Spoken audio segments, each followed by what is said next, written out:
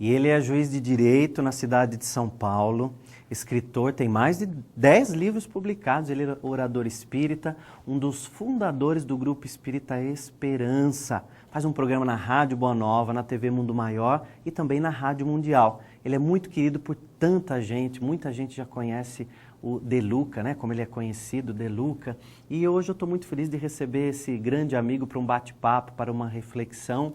Então vamos receber José Carlos De Luca para um bate-papo. Vamos aprender com esse mestre William. aqui. Tudo bem, De Luca? Obrigado Prazer enorme estar com mais você uma aqui. vez, sempre que você atende os nossos pedidos para a gente bater papo, conversar e refletir. Verdade. Você sabe que quando eu comecei a fazer palestras espíritas, né? Quando eu comecei no espiritismo, eu tinha muito receio de brincar nas palestras, de bater papo com as pessoas assim, mais abertamente. Porque muitos lugares que a gente vai, às vezes assim é um pouco mais quieto, não pode aplaudir, né? E eu sempre gostava dos seus livros, já tinha visto um pouco do seu trabalho. E um dia eu fui assisti-lo no Grupo Esperança. Aí quando você terminou a palestra, eu falei, puxa, acho que eu estou no caminho certo mesmo, porque o que o De Luca fez aquela plateia rir e cantar no final, e as pessoas saíram tão melhores do que entraram. E eu lembro de uma coisa que você falou, De Luca, que você disse assim, quando alguém ri, quando alguém bate palma, quando alguém muda aquele estado pronto que ela estava, os espíritos de luz conseguem agir e fazem com que aquelas pessoas ficam melhores. E eu acho que você compartilha dessa ideia, né? Não tenha dúvida, William, porque o riso, o bom humor, é um estado de alma de absoluta confiança em Deus.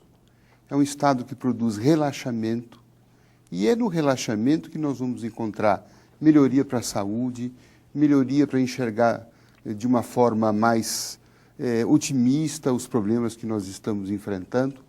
E espiritualidade combina tudo com alegria. Né? Não há espiritualidade sadia, verdadeira, sem alegria, sem coração aberto, sem afeto, sem otimismo e sem muita fé. E eu fiquei mais seguro depois que eu te assisti fazendo isso, que eu falei, o De Luca é dos meus, ele também é alegre, brinca. E aí comecei a fazer as palestras com mais segurança, porque percebendo que as pessoas gostam disso. Porque Deus não pode ser sinônimo de tristeza, aquele ranço, isso aí é da igreja muito antigo, né? Aliás, na Bíblia está dito que amor é regozijar-se, regozijo. Então, é algo que nós precisamos, né? Vem do fundo da alma, né? Traz satisfação, traz prazer. Aliás, estou vendo aí que você trouxe dois livros. Isto.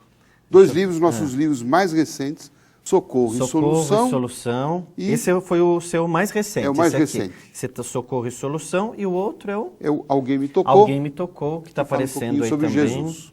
Está aparecendo para os nossos telespectadores. Linda essa capa também, Alguém Me Tocou. Bonito, né? Parece que E Jesus está olhando para nós mesmo, né? E ele está esperando ser tocado. Vamos falar um pouquinho do Alguém Me Tocou? Esse título, Alguém Me Tocou, vem de uma história também muito bonita, né, De Luca? É uma passagem do Evangelho, uma passagem do Cristo, da chamada mulher hemorrágica, mulher hemorroísta.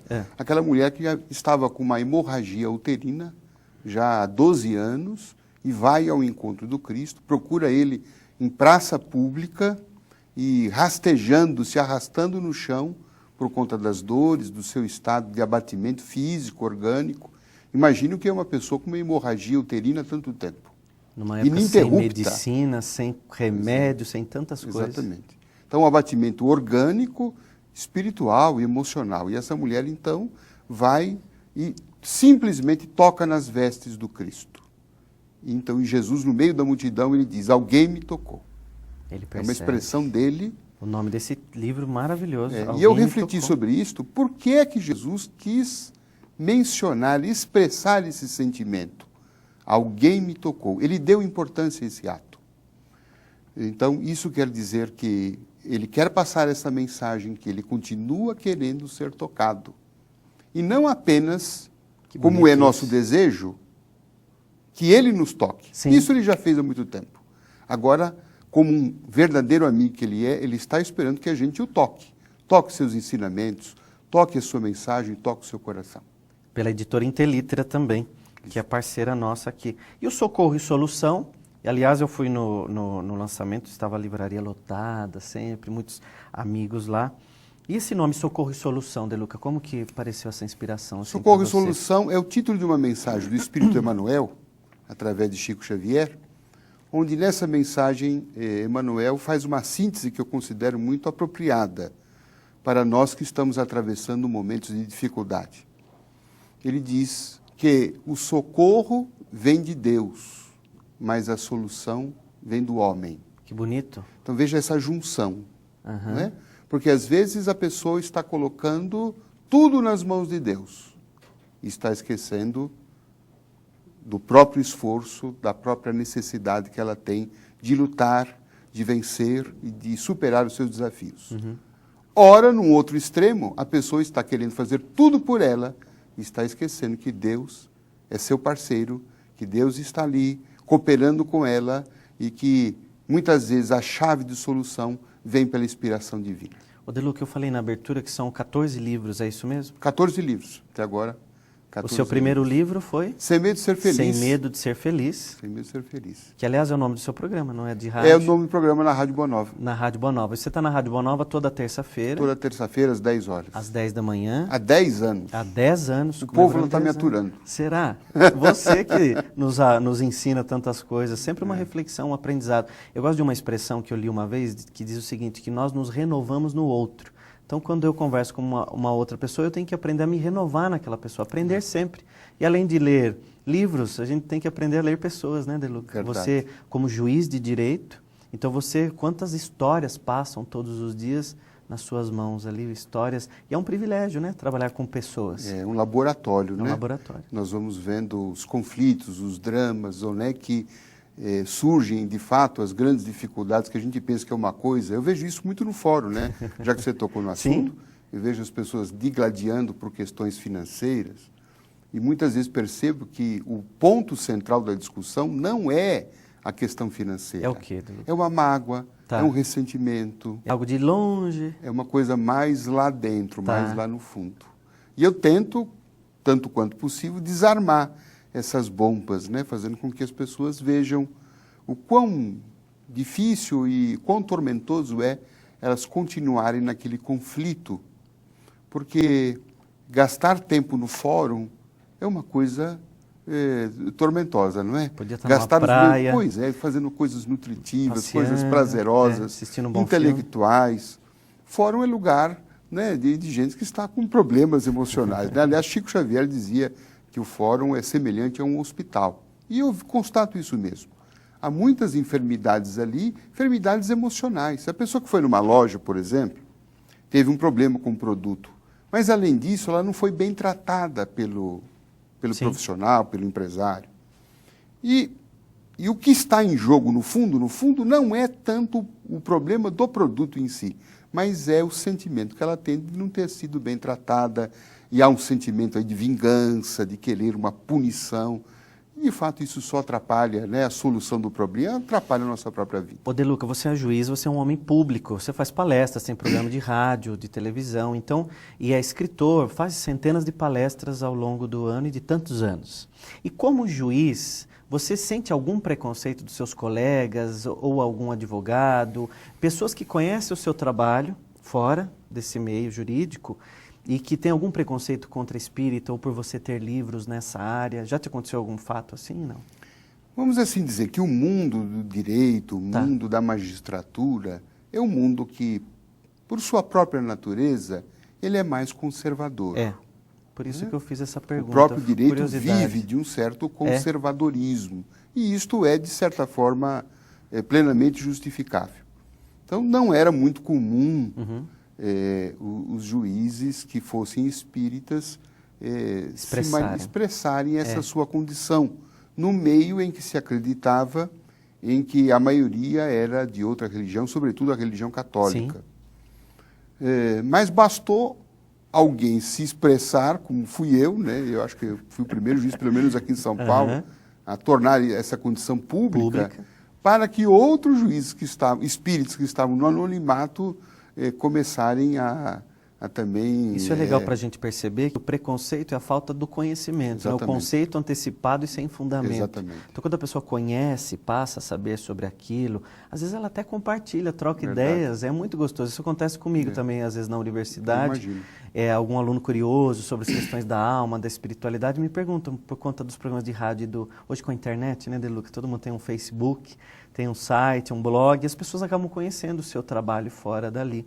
Eu acho muito interessante essas questões da alma, estudar as questões da alma. E eu acho também curioso quando alguém fala assim, eu não acredito em alma, eu não acredito em Deus, porque ali está também um ser curioso, né? Porque como não acreditar e como imaginar alguém que não acredita que tem uma alma dentro de si? Então são questões muito curiosas. Eu queria que você pensasse um pouco, assim, para responder daqui a pouquinho, uma pergunta que eu escuto muito isso, que é aquela famosa frase, Deus escreve certo por linhas tortas. Você já deve ter ouvido muito falar isso, né? Deus escreve certo por linhas tortas. E daqui a pouquinho eu queria que você comentasse um pouco sobre isso. Será que Deus escreve certo por linhas tortas? E dentro dessas histórias todas que você ouve do ser humano em questão, qual que mais te surpreendeu? Mesmo como juiz ou como hoje um palestrante, você atende muitas pessoas também no Grupo Espírita Esperança, então passa diante de você histórias todos os dias, histórias de vida, de mágoas, de melindres, de vingança, às vezes até de assassinato, de histórias de suicídio. Então, qual mais te surpreendeu? Então, vamos guardar essas duas perguntas para depois do intervalo. Você vai continuar batendo papo aqui. Vamos sim. Hoje o autor do livro Socorro e Solução e Alguém Me Tocou. E eu volto daqui a pouquinho, depois do intervalo, com o José Carlos De Luca. Conversando aqui com o José Carlos De Luca, o famoso De Luca, que me presenteou com um livro lindo chamado Alguém Me Tocou. Que, nossa, essa capa, só a capa já é apaixonante com o olhar de Jesus. E o livro mais recente, que é o Socorro e Solução. Eu já ganhei 2 obras maravilhosas para fazer leitura. E eu perguntei para o De Luca antes do intervalo, uma frase que eu escuto muito isso, né? Deus escreve certo por linhas tortas. De onde que vem isso, hein, De Luca? Por que as pessoas falam tanto essa expressão? Será que Deus escreve certo e por linhas tortas?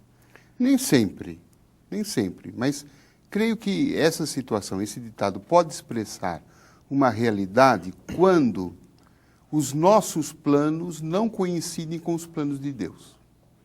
Deus tem um plano para nós. Deus tem uma vontade. Esse plano não é, então, um destino, não é isso? Não. É um plano. Não, é um plano. É uma meta. Tá. Na doutrina espírita nós aprendemos que a única meta que Deus tem para nós é a felicidade. Tá.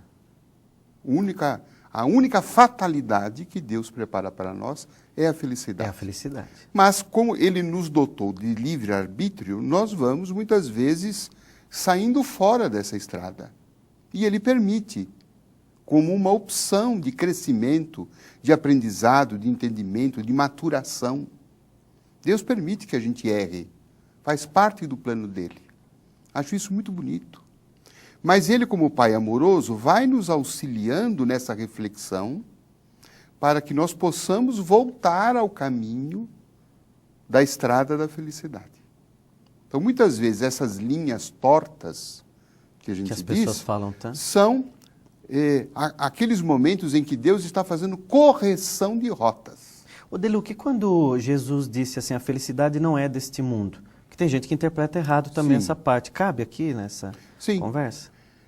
Dentro desse propósito, né? Quer dizer, Deus prepara uma encarnação em que a gente deva ser feliz aqui, não esperar um outro mundo, porque este mundo aqui terreno também é de Deus. Quando Jesus fala isto, que a felicidade não é deste mundo, ele está querendo dizer, não é deste mundo de egoísmo, não é deste mundo de crueldade, não é deste mundo de insensibilidade, não é deste mundo de violência. Mas a felicidade é do mundo do amor que ele veio nos ensinar, de fraternidade, de respeito ao próximo, de alegria, de cooperação. Deste mundo, sim, é felicidade. Então, quando nós conseguirmos já entrar neste mundo, e aí muitas vezes as linhas tortas que Deus escreve, são essas correções, para que a gente volte ao plano dele. Muitas vezes nós não entendemos na hora. Geralmente nós não entendemos o que é que Deus está querendo comigo. Deus se esqueceu de mim. Deus é o ingrato. Deus só me castiga. Deus não existe. Deus está me castigando. Não. Ele está me conduzindo a um plano melhor, porque o local onde eu me encontrava era um local perigoso. Eu estava descendo ladeira abaixo, ia arrebentar meu carro no primeiro poste. Então, para evitar um mal maior, Deus faz uma correção.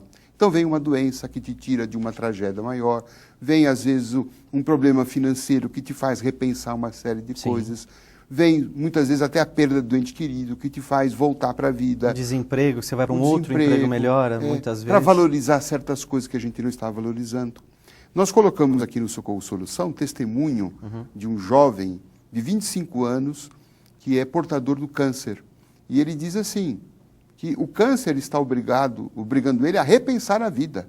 Porque ele era um indivíduo briguento, brigava no trânsito, não valorizava a vida, acordava já chateado por qualquer coisa, não tinha prazer de viver. Agora, com o câncer, ele repensou, ele está repensando totalmente a sua vida e está vendo que tem coisas que não valem mais a pena. Então, o câncer são as linhas tortas de Deus, obrigando a pessoa a valorizar mais o que ela estava não valorizando e deixar para lá coisas que não têm muita importância para a vida do espírito. Ô De Luca, uma coisa que eu perguntei para você no outro bloco, o que mais te surpreendeu dentro dessas histórias de vida que você já viu, uma que te marcou, que você fala, puxa, essa história merecia um livro, por exemplo? Olha, tem muitos fatos surpreendentes, mas eu me recordo, que me chamou, gravou muita atenção, foi um presidiário que foi condenado a 40 e poucos anos de prisão por conta de um assassinato. E eu era o juiz responsável pelo presídio onde ele se encontrava. E a pena dele já estava na fase final de cumprimento. Uhum. Poucos dias antes de ele ganhar a liberdade, eu perguntei a ele, como é que o senhor se sente? Depois de 30 anos aqui no presídio, o senhor vai voltar para a sociedade. Ele diz assim, eu me sinto ainda culpado. Um homem de mais ou menos que idade, De Luca? Já uns seus 50 e poucos anos. Eu me sinto ainda culpado. Eu não mereço a liberdade. Puxa. Mas eu disse a ele, mas o senhor passou quase 30 anos aqui. O senhor passou quase a melhor parte da sua vida. O senhor já cumpriu a sua pena. O senhor deve se sentir liberado. O senhor deve recomeçar a sua vida. Ele disse, não me sinto assim. Chegado o dia que ele, então, ganhou a liberdade, uma semana após, ele comete um novo delito, mata uma outra pessoa e volta ao presídio, dizendo, aqui é o meu lugar. Nossa. Então, isso História, me chamou a atenção. Quer dizer, aquela vocação mórbida, sim, que muitas vezes ele tem num grau expectado, mas todos nós, às vezes, temos isto, né? Ao invés de verificarmos o amor de Deus, a oportunidade de Deus, a renovação de Deus, o presente que é a vida, nós estamos nos encarcerando em complexos de culpa, como esse caso, em mágoas, em melindres, em ódios, em inveja, estamos desperdiçando a nossa vida. E aí então Deus manda as linhas tortas para corrigir esses males. Ô De Luca, para quem está acompanhando essa entrevista, esse programa é assistido por muitos católicos, evangélicos, budistas e pessoas de outras denominações, e eu gosto muito, tenho muitos amigos. Entrevistamos aqui, inclusive, semana passada, um padre, um pastor, batendo um papo aberto, não é nunca um debate, é um bate-papo, um aprendizado. Claro. Agora, para quem está assistindo esse programa e não é espírita, por que ser espírita, então? Por que ser espírita? Olha, todas as religiões são boas, são caminhos. Eu gosto muito de uma frase do Frei Leonardo Boff. Gosto muito dele também. Que diz assim, que a verdade não cabe num copo d'água. E todas as religiões são copos d'água. Olha que reflexão profunda essa, né? De alguém que é religioso, católico, né? O estudioso, inclusive, sobre religião. Exatamente. Um dos homens mais cultos do mundo, eu considero. Mas o Espiritismo me proporciona um copo que satisfaz as minhas necessidades. Tem o tamanho das minhas necessidades. Todas as religiões dizem que Deus é bom. Isso é ótimo. Mas o Espiritismo me explicou como que esse Deus é bom. Mostrando, por exemplo, a lei da reencarnação. Eu tenho uma vida, eu me equivoquei, como esse homem que eu contei, esse presidiário. Sim. Que se equivocou, cometeu 2 suicídios, 2 homicídios, está com esse complexo de culpa. Para a concepção não reencarnacionista, esse homem, ao morrer, estará fadado ao inferno. No fogo eterno. No fogo eterno. E aí então eu fico pensando, mas não dizem que Deus é bom? Todas as religiões não dizem que Deus é bom? Por que Deus não daria a ele uma nova oportunidade? Será que Deus fez alguém só para ser assassino, perdedor, exatamente. doente? E vai deixar essa pessoa verdade. o resto da vida? Se um pai humano, que não é divino, tem esse sentimento de sempre dar uma nova oportunidade, uma nova chance, de querer que o seu filho recomece, por que Deus teria um coração mais duro do que nós? Então o Espiritismo vem me mostrar que esse Deus é bom, porque enseja uma nova oportunidade para que essa pessoa volte ao palco da vida e reinicie a experiência dela com chances de dar certo. Sim, e toda religião cristã tem Jesus como centro, né, Deluca? Jesus é amor. Então, toda religião que tem o amor como centro faz bem ao ser humano. Então, o nosso país tem isso de bonito, que é a democracia, a liberdade, para que cada um pregue a sua religião e faça bem a ele e bem às outras pessoas.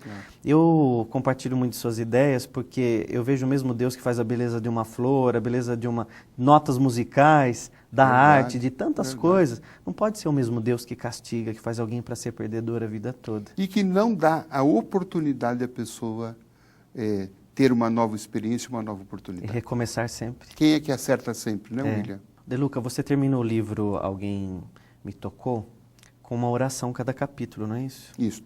E você produziu, colocou, escreveu muitas orações ali.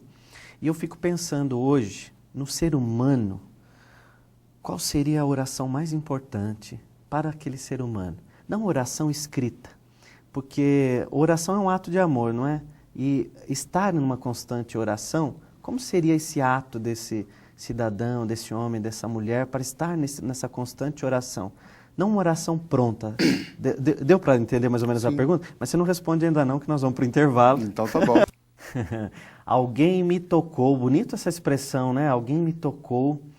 Quando Jesus fala essa frase, eu tenho certeza que esse programa, de alguma maneira, tocou você. Eu espero, né? Que faça um movimento, uma reflexão. Porque um programa bom, uma aula boa, uma palestra boa, um livro bom, um filme bom, é aquele que faz um movimento dentro da gente, que a gente aprende alguma coisa e melhora. Até quando você diz assim, eu não concordei com isso que falaram no programa, já foi ótimo, porque você fez um movimento, uma reflexão.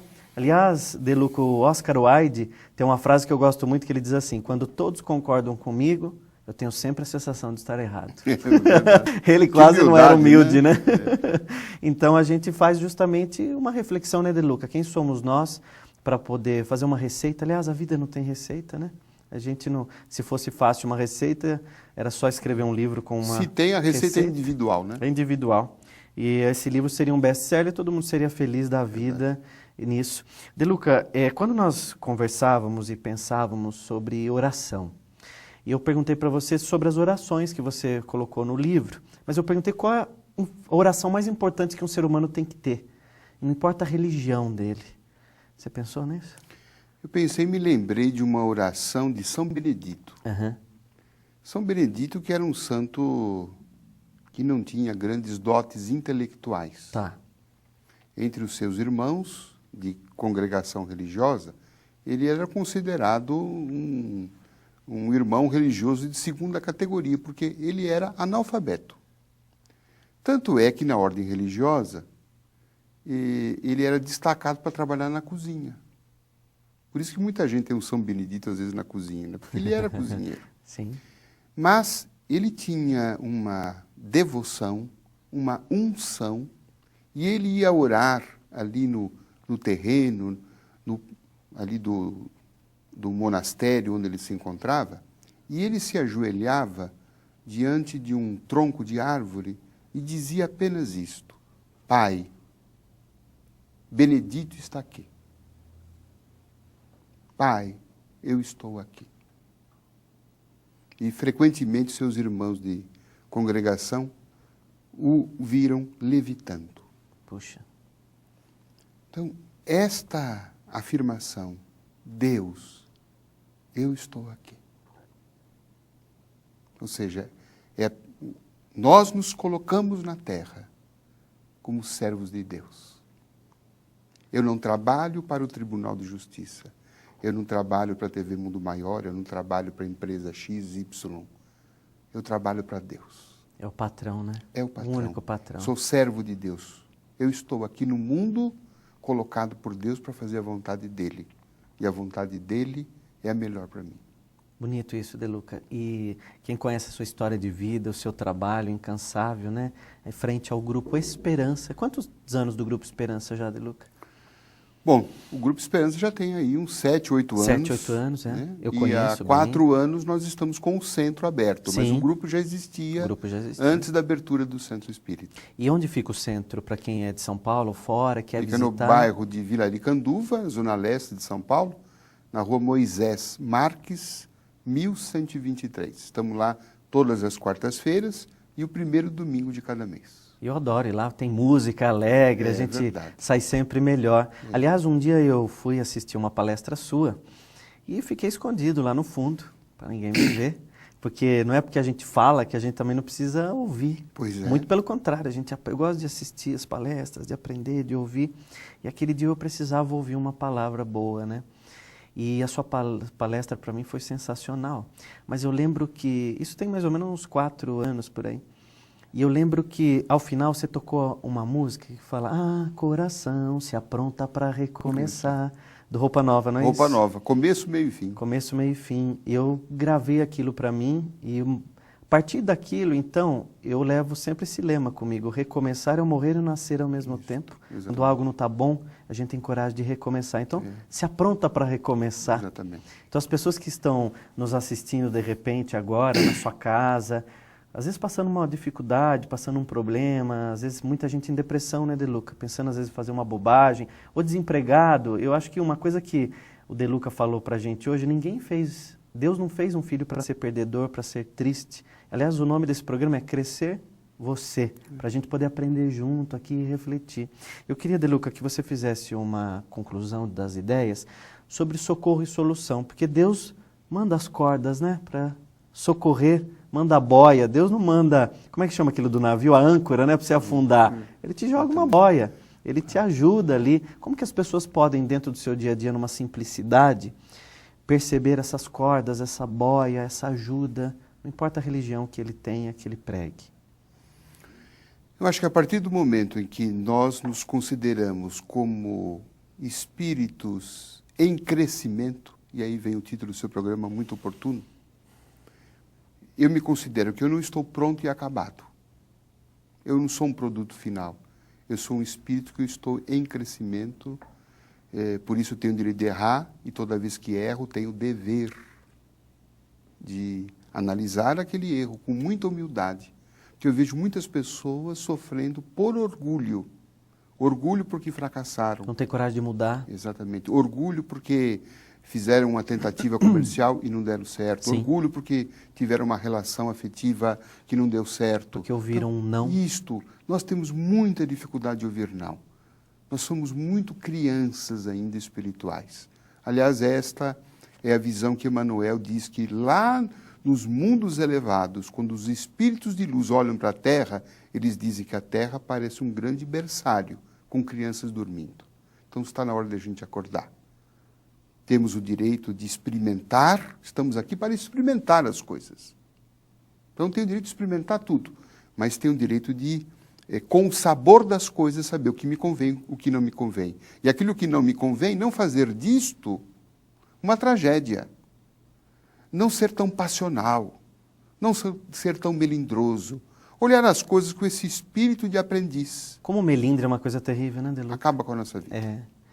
O melindre, a mágoa, a culpa, o ódio. Nós dramatizamos muito isto, quando na vida nos pede sempre crescimento.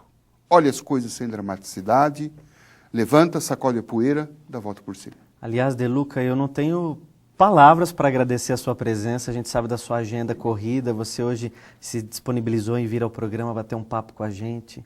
E eu tenho certeza que foi uma aula. E como Jesus disse àquele pescador tão simples, né? Joga a rede mais uma vez. E quando ele vê aquele milagre acontecendo, ele vem aos olhos de Jesus e Jesus diz a ele: agora você será um pescador de homens, pescador de almas, de corações. Eu tenho certeza que você é um grande pescador de almas, de homens, de mulheres e de muitos corações. Muito obrigado.